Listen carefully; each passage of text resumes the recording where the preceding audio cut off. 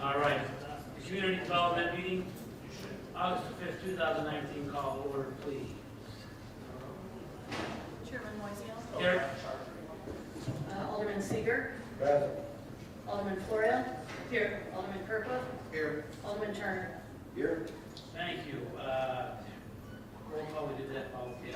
Two, approval of minutes of July 15, 2019, special meeting of the Community Development Committee. All in favor? Aye. Oh, motion by Alderman Turner, second by Alderman Seager. All in favor? Aye. Opposed? Motion carried. Audience time. Anybody like to speak about anything on the community development agenda? Anybody from the audience? Okay. Old business now. New business. A. 3 minutes, Dave.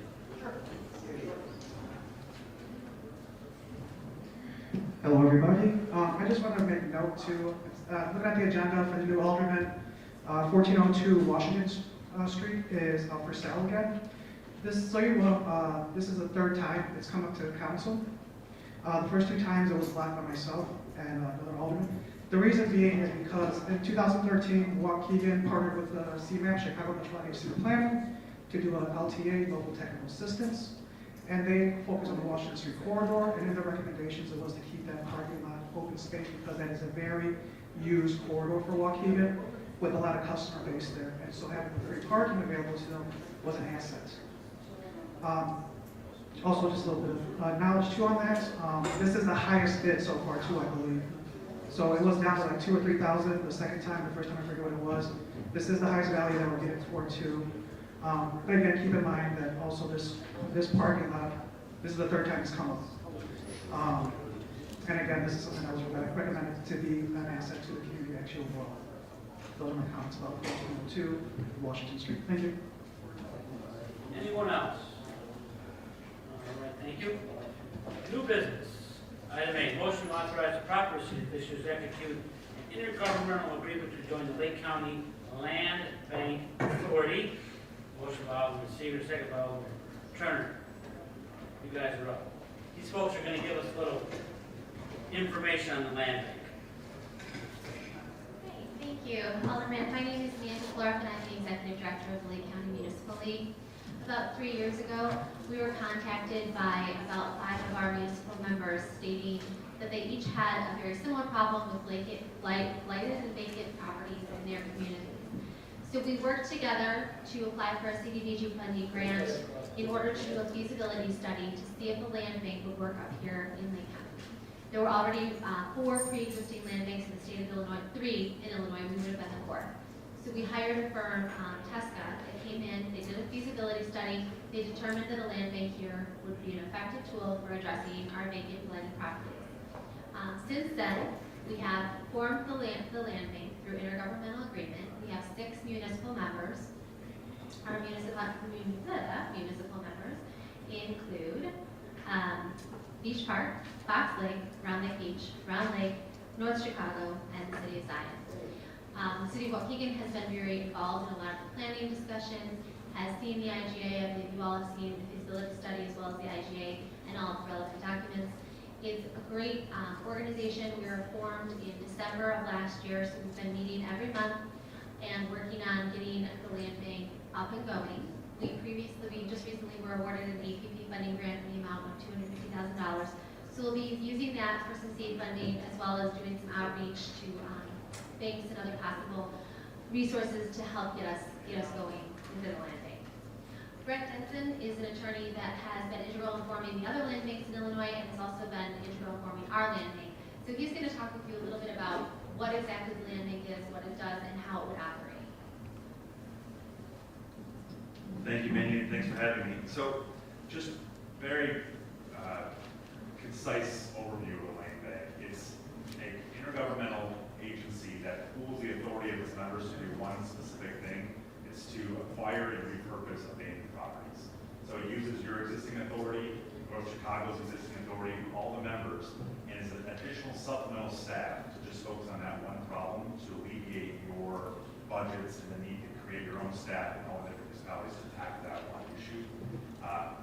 It has proven successful in the acquisition and repurposing of abandoned property is somewhat complicated and it creates a lot of overhead. So a lot of municipalities have to turn the other way. They don't want to take on any more property. So City of Chicago does not acquire any more property.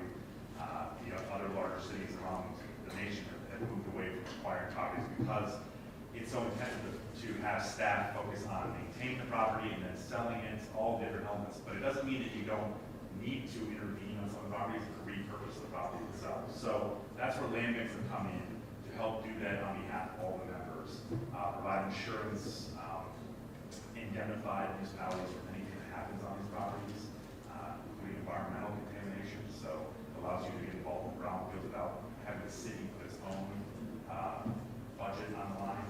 So it's a useful tool. It is meant to be cost-free for the municipality, that the land bank operates on unlocking some value and capturing some of the pay for its services, also seeking out grants on behalf of all the members to fund that specific type of work.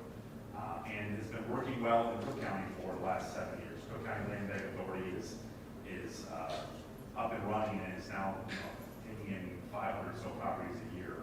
South Suburban Land Bank is down in the south suburbs of Cook County and northern Will County, and they've been they're fairly self-sufficient. They have some grant money, but they make a lot of money off their transactions, so they can keep some of this work going on behalf of its members. Each member has a board member that would veto anything that happens inside your municipality that you don't want to have happen. So you're in control. You just don't have to provide all the staffing to do the work.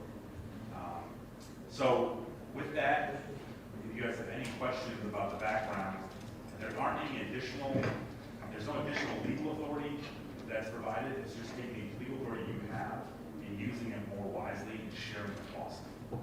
So they're not doing eminent domain. They're not doing taking people's property. It's abandoned property that municipalities could already go and file petitions to seek title to or take other actions with the tax system. But they often don't because you have to then staff up your own individual teams to learn about that and do that. And so land banks are there to provide that staff for you with your own board representative control. Is there any more background? Any questions? Yeah. Alderman. I have a question, thank you. How would you all work with properties and habitat, you mentioned? Yeah. Would you work with them to acquire properties or whatever?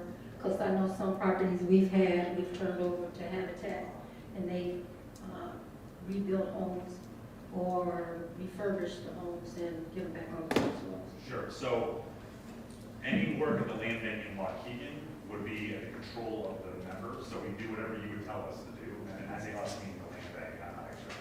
But so if you would like to work with Habitat, then they work with Habitat.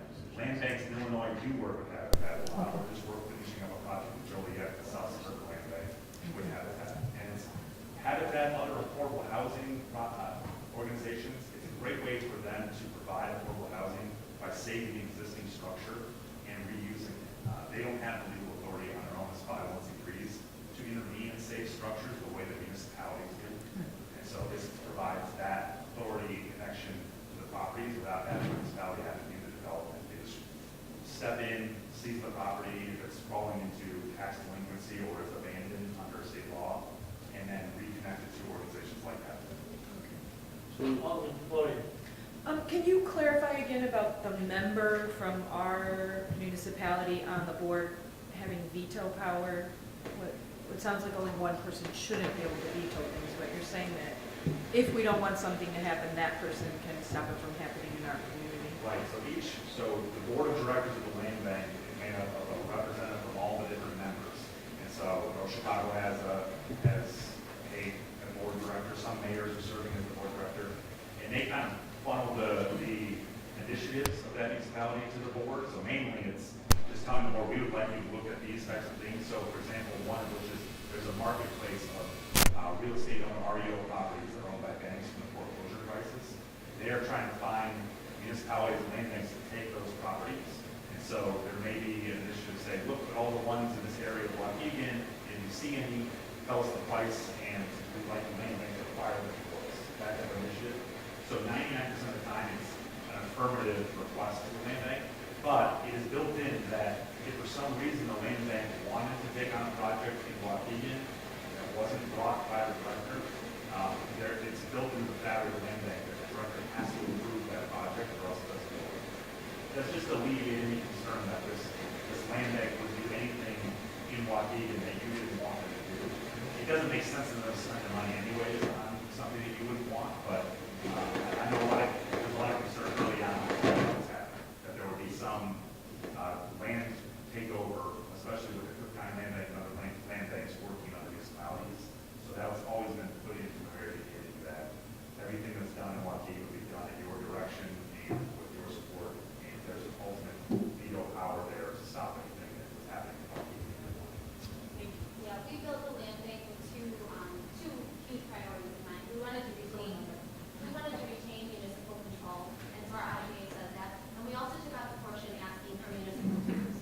So there is no fee to be a member of the land bank, and we will not ask municipalities to contribute financially. The land bank, like I said, is looking for ways to become self-funded, and TESCA has written off a plan that over the next 5 years, we will become self-funded and not be reliant on grants. But of course, that's going to go, right now we're going to be heavily reliant, and that will go down and down and down. Alderman Taylor. Two questions. Number one, aren't we contributing $50,000 a year for 3 years on this? No? Okay. So it is completely free of charge to us. Yeah, you just have to be a member of the Lake County Municipal League, which is the Waukegan. And I guess the second question is, we're going to be discussing another group tonight for abandoned properties. How are they different? And like, what the scope of each one does? Because I think there's some confusion there. And I don't see Commissioner Ortel, and maybe Council Durando Yeah, can speak a little bit about the other one better than I can.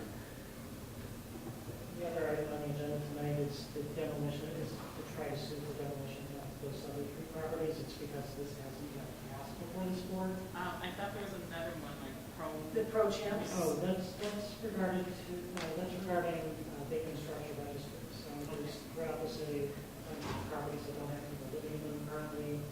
We're trying to create a more accurate list of what those properties actually are. So would these two groups work together on any properties, or?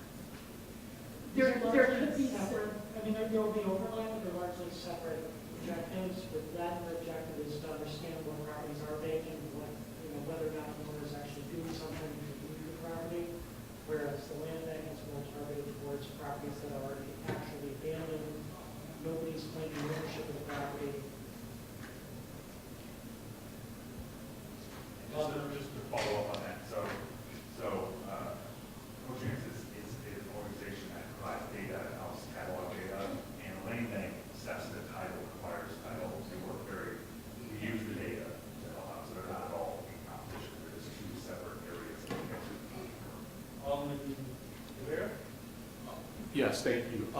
So you would, who maintains the ownership and the title and the deed of the properties? Well, let's go with that one first. Pardon? The land bank, Lake County Land Bank would be the entity stepping into title, Okay. title, until they find another end user, we call it, but another party to come in and complete whatever rehab needs to be done to bring up the code. And then the land bank essentially sets the price based on the anticipated costs of that developer and packages the deal so that this property could be put back to use.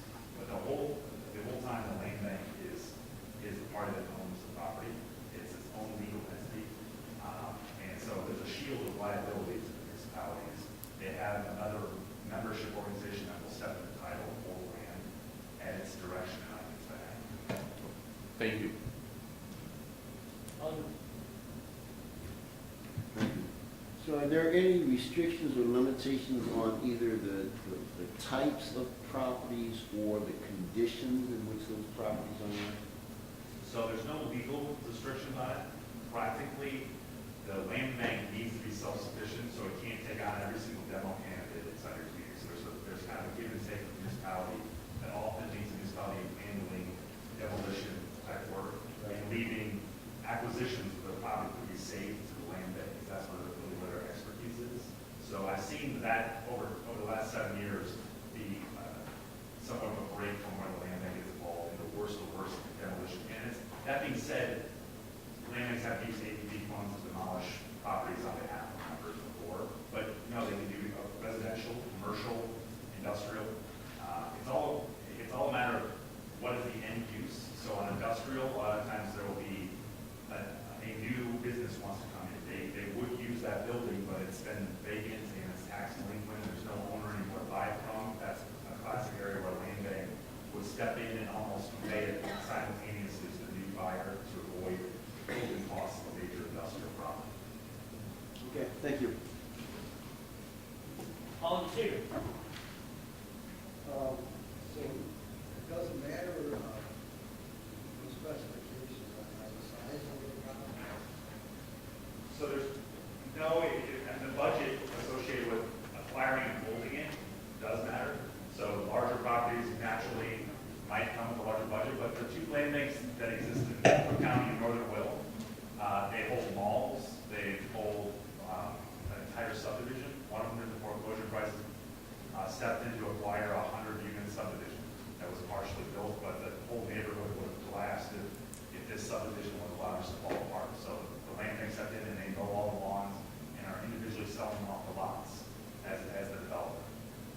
So there is no restriction, it's just a matter of how you get it done. And so sometimes the municipality will partner with the land bank, and the land bank will do some work. The municipality will set aside a separate agreement on this specific property where they'll chip in some money because they know the land bank otherwise couldn't take it on. And the land bank board may vote no on certain projects that the Waukegan would ask them to take on. They may not be able to do it with their budget, but maybe together you can take it on, or they do it, and they can see some value that they have realtors or other people scoping a new use and would see that they might be able to recoup their costs if they took on the project. So. Alderman Flores? Thanks for all this information so far. I just want to be clear, so your goal is to always be rolling the money over, basically. So you're like not trying to make a profit, obviously, but you're just basically holding money, holding property, and then just rolling it over constantly. That's exactly right. Okay. So we call it program income, but it's basically, we try to recover a property and convey it out with some sort of program fee so we can do another one. I mean, that's essentially, if we didn't have a program fee coming to the land bank, then we would be doing one project and going off. We're trying to do more. But that's basically taking some of the value. A lot of properties have an amounting amount of back taxes that have outweighed the value. That's really where the land bank works on. Most properties are underwater on taxes. And so there is some value there, but there's no value in the private market anymore. Whereas when a land bank is involved, it could reestablish that property and taking some of the value of the property of the new sale to put some program income money together to take on another property. Because in certain circumstances, the tax could be abated and reset to sell. So that's the kind of work that land bank would do to try to reestablish value for the community to be back on the tax rolls. But some of that comes in the purchase price that would come back to the membership group. There's no extra profit. There's no one else that takes it out of that group that stays inside. And if for some reason we were unhappy with this, we can exit the deal, right? Just to allay the worries of something. Okay, great. Thank you very much. You are able to join or leave at any time. You're not tied in. It's an intergovernmental agency, a lot like JAWA, the other governmental agencies we hear after in the county. So it's in and out however you like. And you simply join by casting an IGA within the city council. Thank you. One quick comment. It's the last comment that will be most important. On delinquent properties that are in the negative, nobody is. That's where they help us. The goal is always to make whatever property we have in the city of Waukegan more valuable. Increase the value, because when you increase the value, then we can decrease the tax rate, which is the goal of should be the goal of everybody up here, is decrease the tax rate. That's Illinois' number one problem. Property tax. You want to get property taxes down, you got to make your land more valuable. If you got property that's delinquent on taxes, it's in the negatives, then they get nothing. So that's why, to me, this program is so valuable. It's going to increase the value of land. Am I right, Councilor? That's the target. That's exactly it. It's basically taking property collecting no taxes this year and you're not collecting any taxes next year, trying to get those back on the tax rolls to offset the burden on all the other taxing bodies and create as high a value as possible across the tax base. That's the purpose of the plan. Increase the value. Thank you. All right, call for the question. Alderman Kirkwood, Yes. Alderman Turner, Yes. Alderman Florida, Yes. Alderman Seager, Alderman Moiseo. Aye, thank you. Item B, motion to approve resolution to appoint representatives and local government director to serve on the Lake County Land Bank Board representing the city of Waukegan. Motion by Alderman Turner, second by Alderman Kirkwood. Any questions on that? Who are we? That is Ms. Noel. It's listed in the resolution as the person holding my title, so as long as I'm in that position, it would be me. That, again, you can change at any time, just by changing the resolution and bringing it before council again. No, you don't have enough, so you can do that. All right, roll call, please. Alderman Kirkwood, Aye. Alderman Turner, Aye. Alderman Florian, Aye. Alderman Seager, Aye. Alderman Moiseo. Aye, thank you. Item C, D, E, and F are all relative to vacations of some alleys out there on Green Bay Road. So we'll take them. Item C, along with the vacation of an alley. Vacation of an alley is where we sell an alley that's probably never even been used, probably grass, correct? But on plat, it says it's an alley. We're going to sell it to Mr. Fernando Bahina. He's paying for all three of these alleyways. I think one of them is a road, maybe. Two streets and alley. What we yeah. Motion to approve an ordinance vacating Hillside Avenue in Frederick H. Bartlett's Green Bay Road addition subdivision. Motion by Alderman Turner, second by Alderman Kirkwood. Any questions on it? Question. Yes. My concern with vacating some of these things is I can understand vacating the property if we're doing a project and you vacate it as part of the project. But right now, vacating these streets opens up a fair amount of acreage.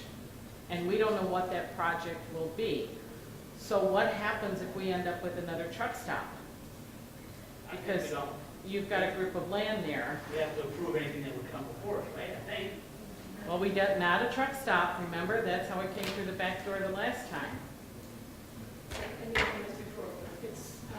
This area is zone B3, so anything that's a permitted use in the B3 could just get a business license, building permits, and proceed. And so Anything that's not a permitted use would need either a conditional use permit if it's a conditional use. So could a truck stop come in there? Right, I don't have the zoning ordinance in front of me, but automobile service stations, which is a gas station, is a conditional use, so they have to go through the CUP process for that. And so a truck stop would fall under that category, automobile service stations. Well, how, yeah, but now, how did it happen the last time then? We approved it as a gas station. Correct.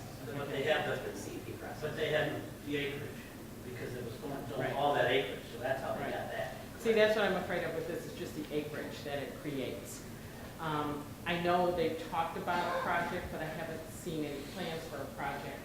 So to me, it just makes sense to vacate things when the whole project is in front of you, rather than vacating it now, when we don't even know what the project is. Wouldn't that go through planning and zoning and do it all at one time? I don't know. Is there a project? Do we know a project? I don't know. Do we? There's been talk of a project that he's talked to planning and zoning, and he's talked to me about it, but I just don't want to vacate streets and then we don't know what's going to happen with this. That's not bad. That's a fair question. How about this? How do we pass all of these out of committee, let it get to council, and you can hold it over in council if you're satisfied? Okay. Is that all right? Yep. Okay, good enough. All right, roll call. Are you going to turn? Yes. Okay. Alderman Kirkwood, Aye. Alderman Turner, Aye. Alderman Florian, Aye. Alderman Seager, Aye. Alderman Moiseo. Aye. Thank you. Item D, motion to approve an ordinance vacating Ridge Avenue in Frederick Harper's Green Bay Road Addition subdivision. Motion by Alderman Turner, second by Alderman Seager. Any questions? Roll call. Kirkwood, Aye. Turner, Aye.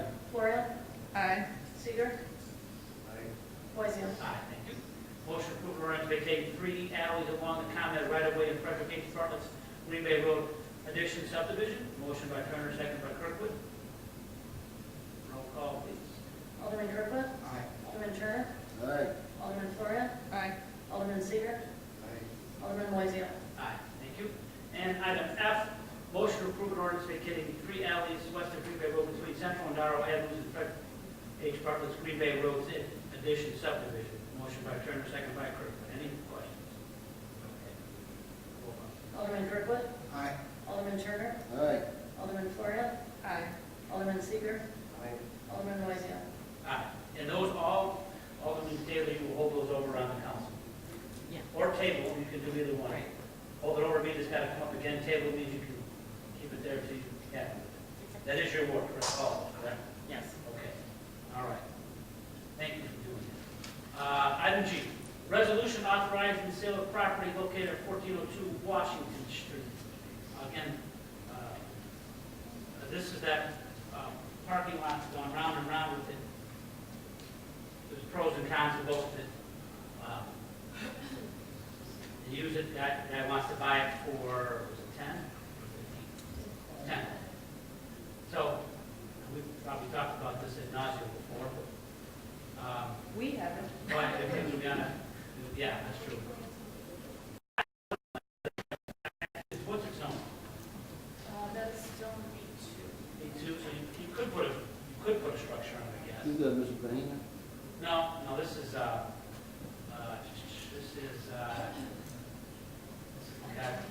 Antunes, yeah. Can I say something? Yes, Alderman Florian, sure. Alderman Taylor.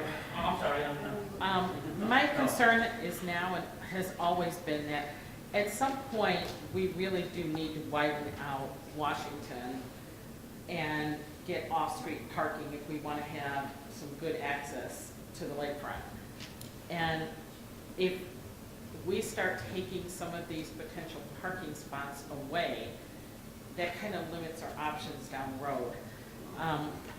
I'm all for selling city property, trust me, but I think there's certain parcels that, for the value that we're going to get out of it, we lose a lot in the process. And this happens to be one of those properties. I just think that that could potentially be very valuable to us in widening Washington Street out and making off-street parking. I understand your point. I don't know how just that one parking lot would divide Washington. There's God knows how many other businesses up and down it. Well, Sidewalks, you're not gonna just, sidewalks, you're not gonna, yeah. Alderman Turner. Thanks. I gotta make a point of order here, and I don't mean any disrespect, but Alderman Taylor is interjecting herself here in this committee. She's not a member, and every time something comes up, she's participating as if she's a member, influencing this committee and potentially influencing votes down the line. I just ask that if she has an opportunity as a member of the public to address the committee during audience time, and I think that's appropriate, but I think it's inappropriate to allow an alderman who is not on the committee to participate in the committee deliberations, and I would request and suggest that we not allow that. Anybody? Alderman Kirk. Since this is in my ward, the question that I have is, are we getting market value for this property? And I know it's come up several times, but are we getting the market value that selling the property? I know that we're trying to get out of the business of holding property, but we also need to make sure that we're not just selling the property at the highest price that we possibly could get, even though it's not at the market price. So I want us to think about that as we bring it forward. We can, again, we can, you can understand, when I say move this on the council, remember what I said a couple weeks ago? One thing that never matters is what happens on the council floor. We're just the filter. And that's a good point, Kirkwood. If you want, it's your word, you want to hold, make sure we're getting fair market value, I got no problem with that. More information is always better. We can pass this out, hold it over on council, and get more information, just like we did from Alderman Taylor. I don't mind doing that. If that's what you guys want to do, that's fine.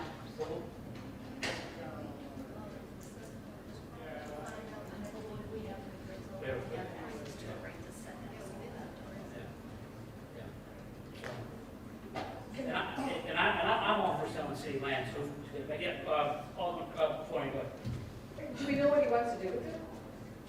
No, let's see, it is in the spinning, I can reread it. Not really, no. But it's B2, so you can, B2 so whatever was zoned for B2, we can put there. How much parking do we require? Like if he was gonna build a building and have to have parking for it, or? Well, there is a parking lot to the north of it, that's not ours, right? That is ours, and that's part of. Oh, it's part of it, okay. So there's it's a parking lot on Buttrick and Washington, and then there's an alleyway, and then there's another parking lot on the other side of the alleyway, north of the alleyway. So, I mean, again, if he's gonna build something, he would have to bring in plans and have to show that, and everything would have to be buttoned up to what he wanted to do if he was gonna put a structure on it. But again, remember, you put a structure on it, you increase the value. Right now, it's generated 0, because we own it. True. If somebody buys it, puts something on it, we increase the value. So let's pass on all the purpose, I'm sorry. So the property that is on the corner of Washington and Buttrick Correct. is one of those parcels. Then there's another parking facility that is, like you said, adjacent to that alley. Correct. So is he purchasing both of those pieces of property? And I guess my other question would be, when's the last time that we had those properties appraised? Because I know we've been trying to sell it for some time. I'd like to see the most recent appraisal of that property. And then there's some other questions in terms of, I know that it's always occupied because I live in that particular area.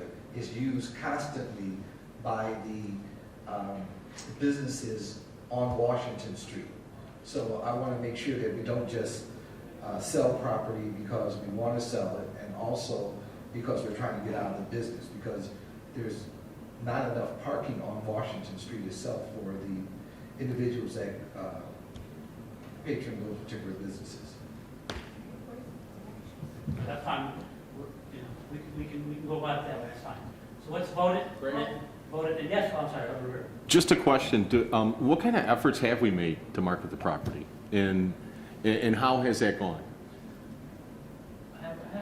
Yeah.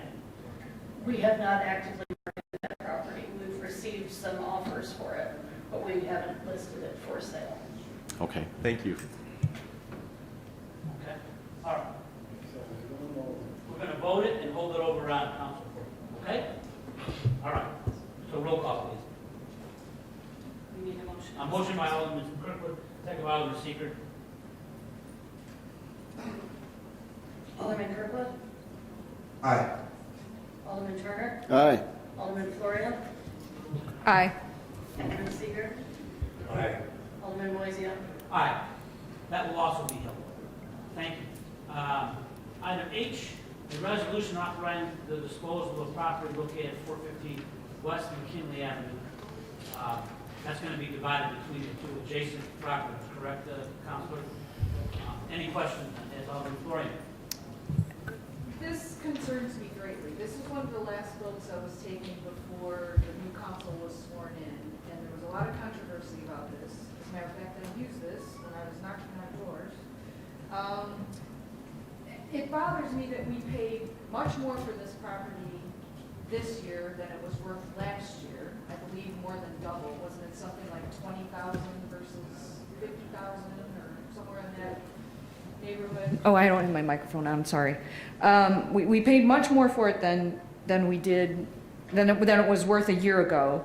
And now we're giving it to the adjacent property owners who have requested it. So although I totally agree, we want to get out of the job, the business of owning city property. We purchased this for more than it was worth a year ago, and now we're giving it away. I have a big problem with that.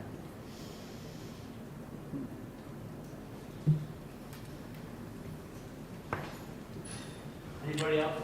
So that's an excellent point. Well,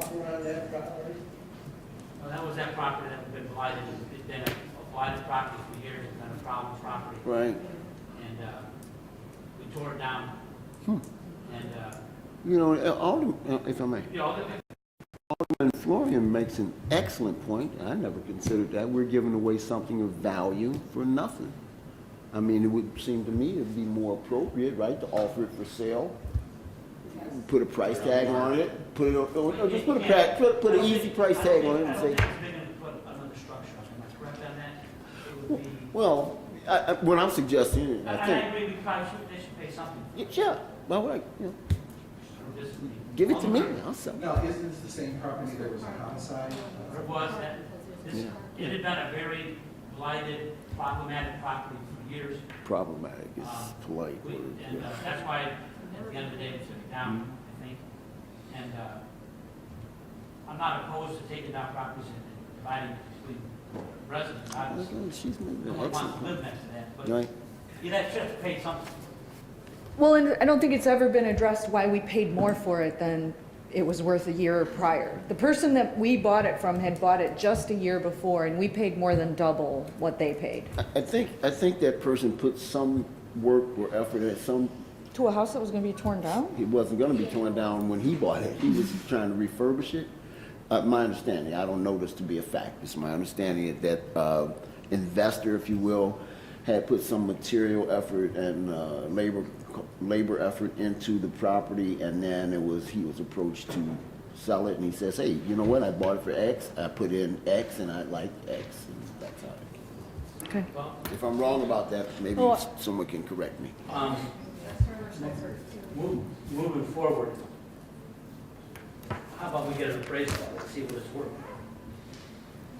I have no problem with that. I'd like an appraisal to see what I think we should find out what it's worth, and then we can negotiate a price with the neighbors. So we should hold it over in committee? We can do that, because that's gonna take a while to get an appraisal and do all that, so we can hold that over.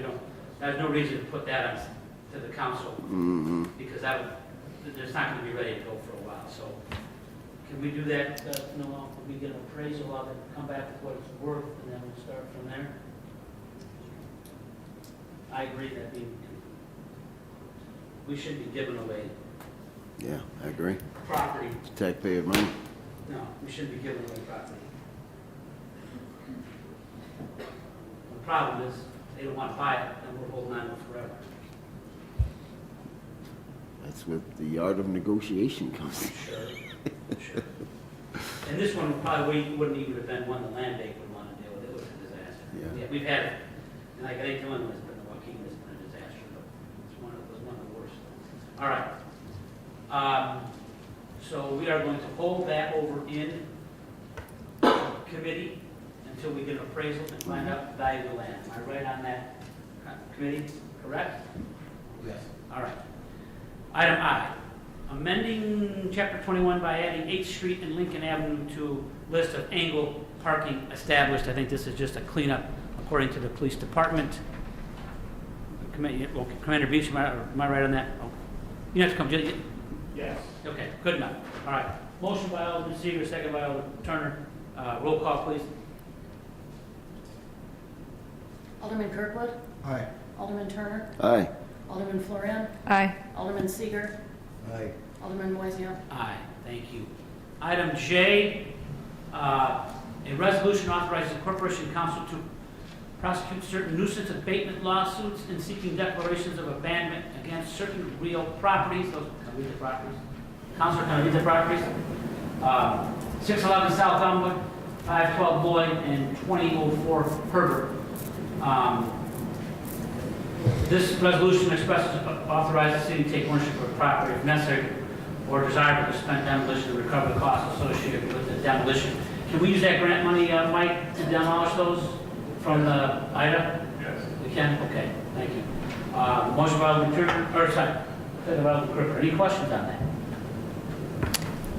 I'm confused with the special motion for this. Isn't this something that's just a normal process that we go through with We abandoned? have lawyers. The reason that we need a resolution for this is in particular because as part of the declaration of abandonment process, we may actually take ownership of the property. So we need the council to expressly authorize us in order to take possession of the property on behalf of the city. And how do we know what costs will be involved in that? Like, is there a limit how much we'll have to pay for the properties, Well, or? all right, so the way the process works is that we file a lawsuit asking for the demolition of the property. There are certain legal costs associated with, with that, but that's not a substantial amount of money. After that, the court can offer us, if nobody comes forward claiming ownership of the property, they can declare that the property has been abandoned. Nobody wants this property anymore, and therefore they are willing to give it to the city. In exchange, the city expressly agrees and promises to either demolish the property or rehabilitate the property and bring it up to code. So the costs are whatever it costs the city to do the demolition. And demolition, we could use the IDA grant, $250,000 to demolish it. Right. Well, So it's- one of these is in my ward, and it's been abandoned 10 years. Right. It's just terrible. It's in the middle of a really nice residential area, have and it's just We all have- horrible. Yeah, we do. I got one in my ward. It's got to Could go. we do this and then right around, turn it over to the land bank? That's, in fact, some of these properties, not these three in particular, but there have been some of those properties that we have been talking to the land bank about being targets of the city. For example, we believe the owner of 2004 Herbert has been deceased for more than 10 years. Some of those properties are easy targets for the land bank, and they can turn right around and build a property on them. In my experience up here, we don't want to be landlords. Right. I don't want to be cutting grass. Well, not me, but I don't want to be worried about cutting grass. I went through that. Alderman, trust me, you don't want that headache. Your phone won't stop ringing. So if we can turn it over to the land bank, get it and turn it over to the land bank and let them do their thing, to me, that's much better. Ultimately, this is a very similar process to the Okay. process the land bank uses. All right. The only real distinction here is that these are properties that either the city hasn't identified as being ones that it's going to turn over to the land bank isn't interested in, or in the case of some of these, they've been sitting out there for so long and they've become such blighted properties that immediate action is necessary. Good enough. So, Yeah, Alderman Rear. so it's just that they're blighted properties. It's not that they're delinquent in taxes or they're in foreclosure or any of that, correct? Some of them are in various stages of that process. Again, the property on Herbert is one that I'm really familiar with. That one's in the tax foreclosure process, but the tax foreclosure won't complete until late 2021. So by the time you get around to that, we could have already taken ownership of the property, done the demo, and resold the property, or given it to Habitat or some other worthy cause. All right. That includes that property on Melwood and Lloyd, right? Yes. That house was empty quite a long time. Yep. The Elmwood, I've always been also. the Elmwood property in particular is one that's become a little bit more convoluted as somebody has stepped forward recently and taken ownership of that property. So we're hoping that over the course of the next few weeks, we're able to resolve this without the need for litigation. All right. Okay. Thank you. Thank you. Any more questions? If not, motion by Alderman Turner, second by Alderman Florian. Roll call, please. Alderman Kirkland? Aye. Alderman Turner? Aye. Alderman Florian? Aye. Alderman Seager? Aye. Alderman Moiseo? Aye, thank you very much. Okay, items K, L, M, N, O, the rest of them, I think, are all special events. I'm gonna- Right. Correct? Yes, yes. Now I'm going to give a little spiel here about special events, real quick. I think everybody up here wants special events in the city. We want. What constitutes a special event? You'd have to impede traffic somehow, have vendors, things of that sort. It's a problem because what seems to happen is the people that are, in our ordinance, it says you have 30 days before your event, you got to have your I's dotted and your T's crossed. What's happening is people aren't getting their I's dotted and their T's crossed, and they're bringing it to our risk manager, and she's like, you guys don't have all your stuff done. So we got to, I don't know how we communicate that with people better. I mean, we can't call every rep in the city and says, hey, if you have a special event, you got to do this. It's online. It's a PDF form. It's pretty easy to do. We have a lack of communication from the residents to us of what they want for special events. We have to vet it out, we all know that, because God, if you don't, God knows what you get. I mean, she does a wonderful job of doing that, watching our rear ends on that stuff. But it just seems like people can't dot the i's and cross the t's. And I'm not saying it's purposely, they don't get it done. Right. You know, we all know that. So hold on. Can you come up and give us a quick, is that, was my summarizing good enough or not really? You did a very good job.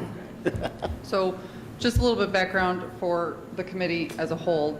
The ordinance was updated in June of last year, and it's hard to redo a packet in the middle of a season. So what we did over the winter is many of you are still sitting. What we did is we redesigned the application to match the ordinance over the winter, and it was approved by council in January. So the current application and the fee schedule match the ordinance. The fee schedule is not listed in the ordinance, by the way. That was passed by committee in January. What it does ask is for a number of items so that we can properly vet, and by we I say I'm the coordinator, but the team consists of police, fire, public works, public relations, licensing, the city clerk's office, anybody who's going to be involved in any particular element that goes into that event. So we go through the event that's being proposed to us and just make sure that we get everything that we need. Now, the ordinance does ask that a full and complete application is turned into us no later than 30 days prior to the applicant's proposed event. Unfortunately, we have yet to receive a full application. So we get into the part where I'm giving you guys incomplete applications because I don't have everything. We do ask that at minimum we have everything 2 weeks prior. Unfortunately, we do have some applications that have their event coming up in the next 2 weeks and are still incomplete. So is there anything in particular I can answer for you guys? And I can just, that's just a lot of headache for you. It is. And everybody else. And as I told her in the meeting before, when we met, the city council's not calling a special meeting to okay a special event. That's silliness. That's right. None of us up here want to come up on a Tuesday because someone's having a party on Saturday. Yeah. Because you didn't have your application done. And again, I don't think it's just, they just don't know. They don't, you know, oh, well, but some of these people that have recurring ones, they should know. If you're having it every year, you got to know, you got to get your stuff together. Well, that is correct. And the liability on city property is something that we really need to be cognizant of, number one. That's more important, right? And number two, we've unfortunately, society has moved to a place where we do have hostile threats at large events such as festivals and stuff like that, and it's not going away. So us vetting this information is not to be taken lightly by anybody, and the reason why the ordinance was changed, or partially why the ordinance was changed, and there really does need to be some attention given to this, and I unfortunately see this kind of has traditionally been passed around because it's not getting the attention it deserves. Because, to be honest with you, probably nobody up here, the mayor, does not want to tell somebody they can't have a party. Right. When we all know 95% of them are going to go off without a hitch and they're going to be fine, but we still, as the government, as a city, we have to treat everybody equally and we have to cover our rear end. We have to. Yeah. And I don't particularly like saying no either, but if you're not getting your stuff in, I don't want to be issuing a Especially when it's so permit. easy. The application process is so easy. What I've explained to a lot of the applicants is you know exactly what your event looks like, and we're just asking you to explain it to us. You know, we design the application so that if it says, you know, are you having alcohol, for example? Yes, no. If yes, please attach X, Y, and Z. We're getting the yes and the no in the application, but nothing else that we're asking for. It's a problem. It is a And problem. We got all the Florida. That's okay, you can keep talking.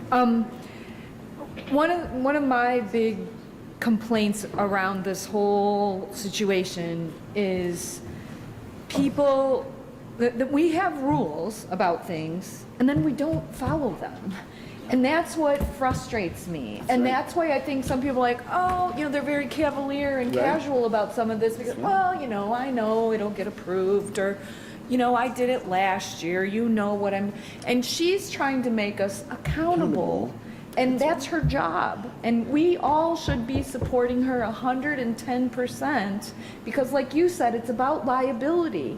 We all heard what just happened this weekend. We don't want something like that to happen in Waukegan ever. And that's what she's trying to help us avoid, among other things. Among other littler things like food poisoning and, whatever. The problem But is- we need to hold people accountable to the rules we've set up. It's difficult because it's been, Here's sorry to the say, thing. the good old boys network for a long time. I wouldn't say that. I just would say that it's been like everything else. I think councils have just looked at it, and mayors or whatever. It was just like, it's not, it's not a big deal. It's just they didn't get their application. And that's a fine line to walk. Here's what's going to have to happen. We can direct her to say no to applications. But then you know who's getting the phone call, right? You. And me. And then you got to say no. You got to say no. Well, Or I got to say no. I Or could Alderman see Ritter's it. got to say no. Alderman Kirkwood's got to say no. That's where it's going to end up in the lap of us. We're going to say no in every application. You can't have it. I could see us this year being a little flexible with it since it's kind of new and whatever.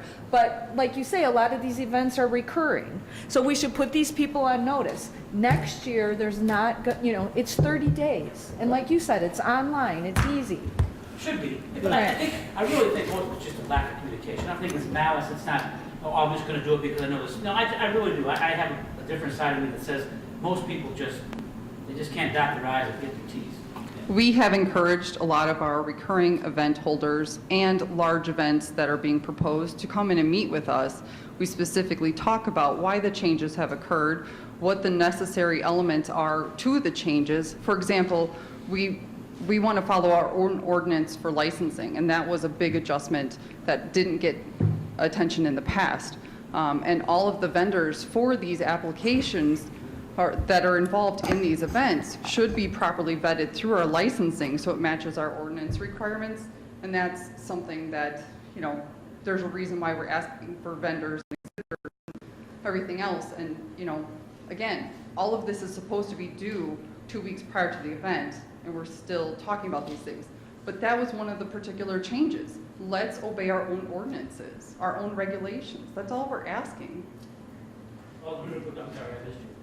I think the most important thing is that we get this information to our constituents and then make sure that we adhere to it, because behavior allowed is conduct taught. And we need to be aware of that. The more that we continue to let things go, the more people will continue to do what they do. Right. So I think that, as Alderman Florian said, that many of us are new to this, but I think that going forward, if people cannot adjust their time schedules, get things in an orderly fashion, then we as a committee should not allow it to go forward. I agree. If I can, I myself don't know, just remember, that phone call come to you. right, and that's my point, Greg. You can't say no. Well, and that's what I'd like to speak to also, because nowhere in that special event application does it mention the alderman of the ward. And as aldermen, we are often the first point of contact for other people. So maybe someone's doing an event in somebody's ward, my ward, right? And one or more of my constituents, my neighbors say, hey, Alderman Turner, what's going on? There's going to be a special event, and how do I answer that?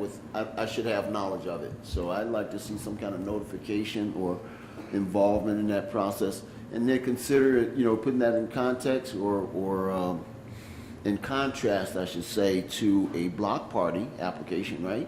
Block party application has to be approved by the alderman.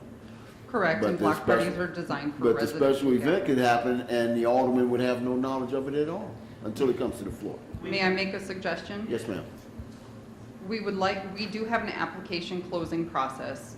That was one of the elements that we did add that was new. So rather than year-round applications being received, we did put a closing period so that we can assess this year what went well, what didn't work, and make changes during that closure period so that next year, when the application process opens back up, January 1st for municipalities and February 1st to the public, we have a better process and we continue to grow and move forward.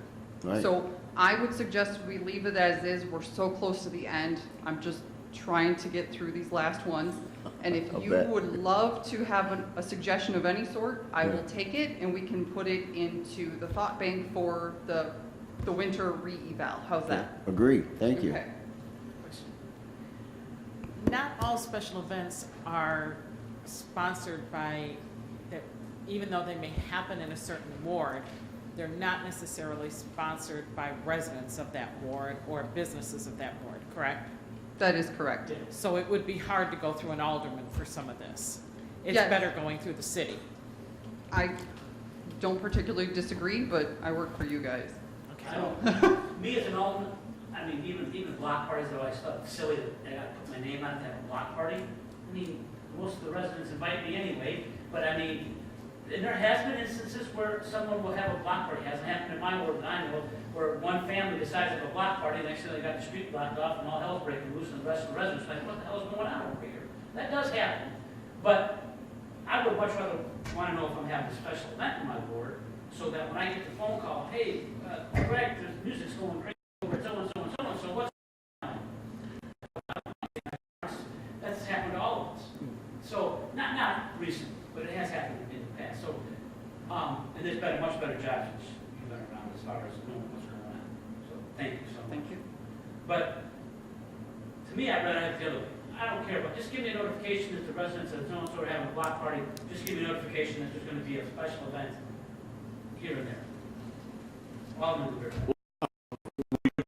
Because we would have to approve it here at council. So we would know. Yeah.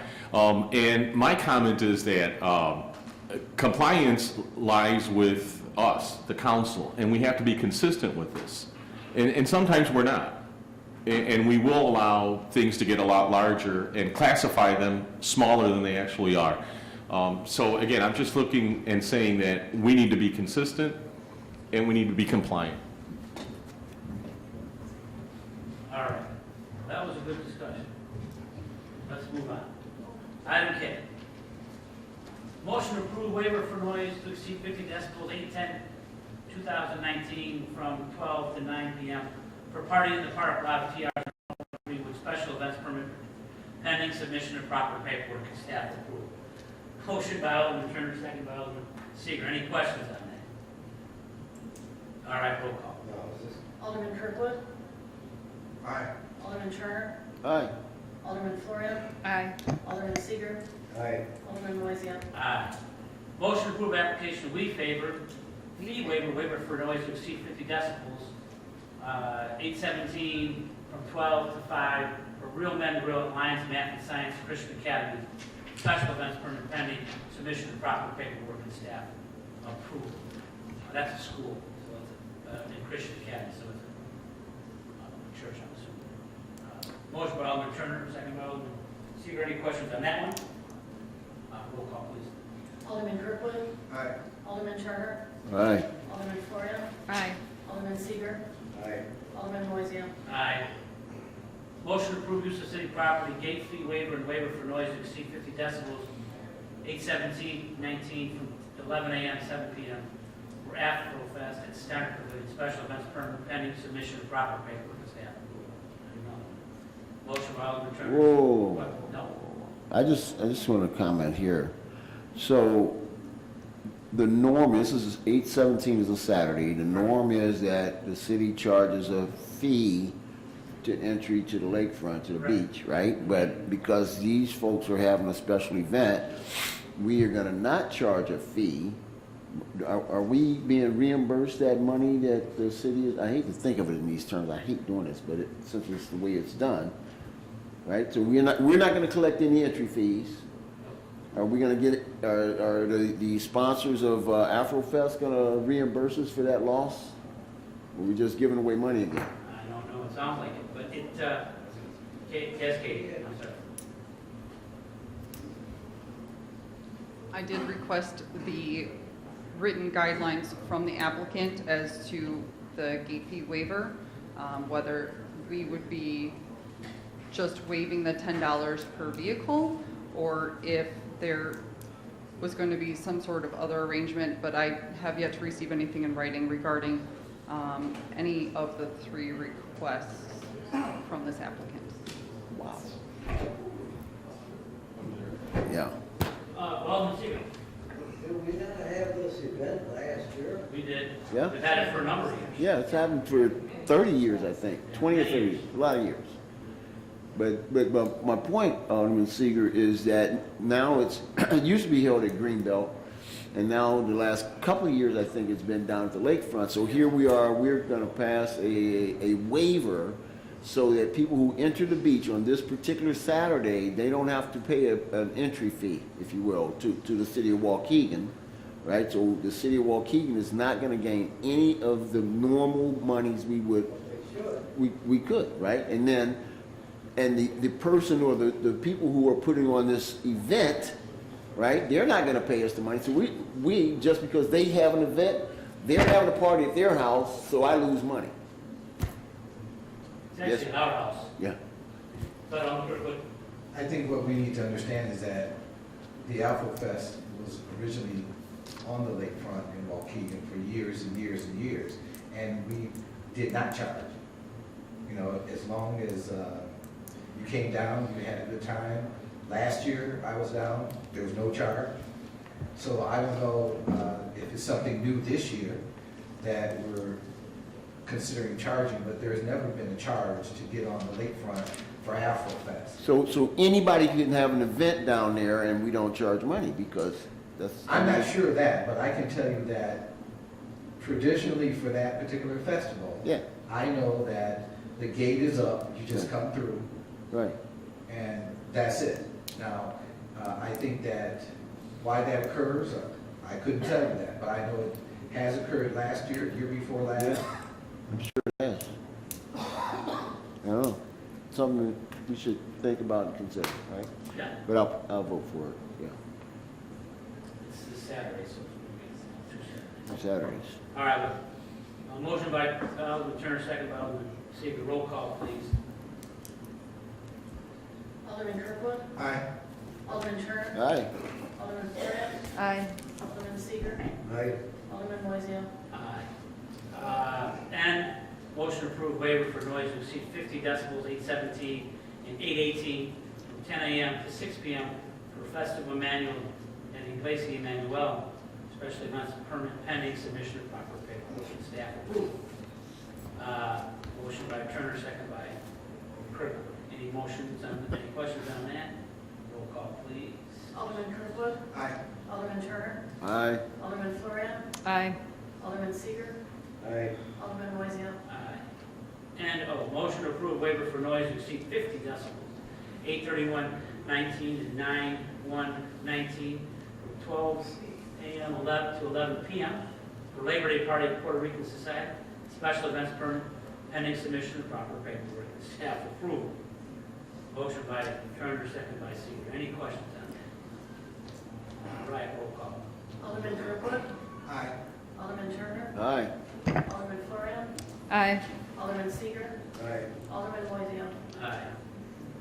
With all of that said, we have got to think of a better way to communicate to people that want to have events. I don't know what it is, but we have got to try to get it to them. They need to get their I's dotted and T's crossed so we can do ours. It was a tremendous amount of pressure on Katie to try to get all that done. That's right. She does a wonderful job. Katie, thank you for your hard work and patience on that. All right. Reports and communications. Results for video gaming. Request. Yeah. Request. What is it? Oh, request. What did I say? Results. Oh, I'm sorry. Yeah. Request for video gaming license distance waiver for caliber, range, and gunshot. Discussion only. Floor is yours, committee. Any discussion? Huh? I don't think it should exist anyway. Alderman Turner? Yeah, so I was just saying that, I think I've expressed in the past that I don't think this distance requirement makes any sense, and I don't think it should exist. And I believe we are going to, I won't, but I believe we have a motion to repeal that ordinance under consideration in another committee. But yeah, I am not in favor of the distance requirement for separation of gaming and alcohol licensees. And we spent a lot of time repeatedly talking about this very same issue. Waivers and applications for gaming and liquor. So that's just my thought on it.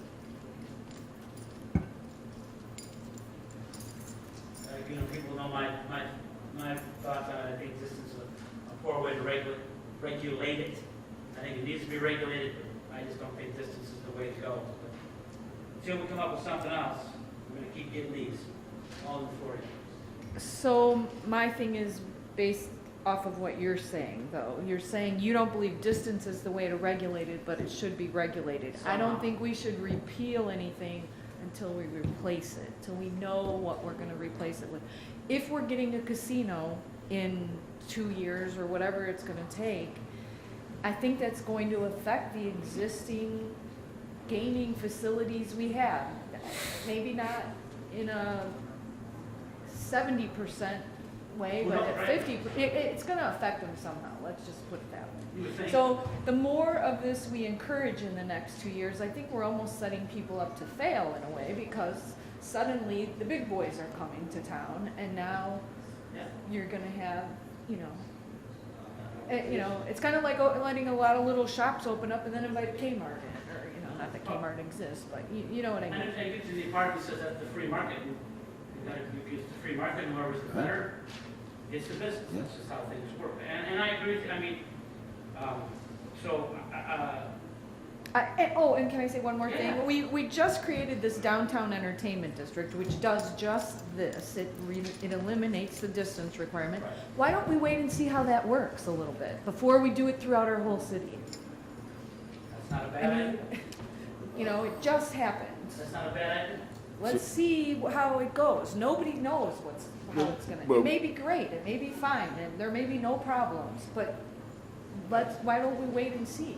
I get it. Because we have the state statutes and the city of Waukegan ordinances that conflict and overlap and add lots of confusion, and we're constantly talking about, we have a number of businesses that come before the council and ask for applications or waivers of the existing rules. It just lends itself to a ton of confusion. And remember, our purpose here is not to hinder business, and if a business opens and they're selling a product or providing a service and someone else competes with them, well, that's good. That's a good thing. That's how business works, right? So, and it's not for us to protect a business from competition. So if somebody wants to have video gaming in their store and then a casino comes in 2 years and they lose their gaming business, well, that's business. Right? So I don't see us being in a position where we should be protectionists of any business entity. Right. Nothing else. Way over time. 55 minutes over our allotted time. We got a lot done today. Thank you, everyone, for your input with that. Motion to adjourn by Alderman Turner, second by Alderman Seeger. All in favor? Aye. We are adjourned.